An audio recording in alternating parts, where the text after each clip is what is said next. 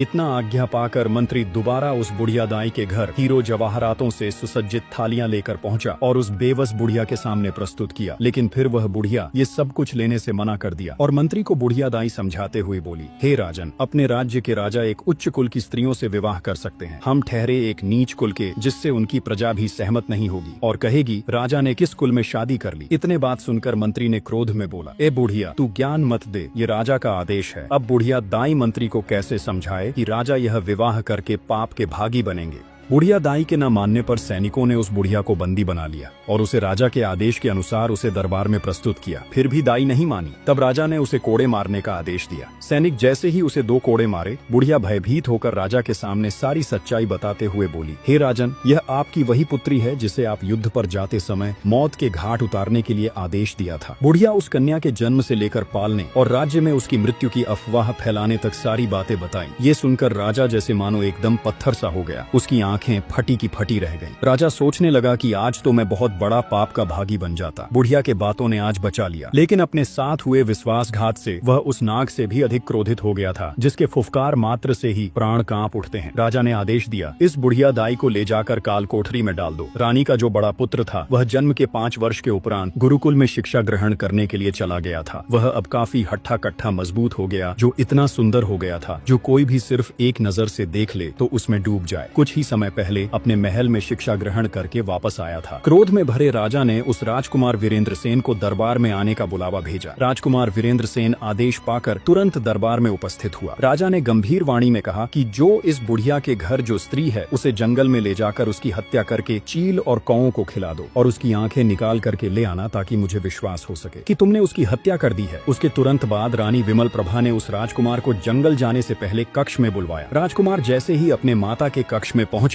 रानी ने उस राजकुमार से वह सब सत्य कह सुनाया जो अभी तक हुआ था। आगे कहा, हे पुत्र,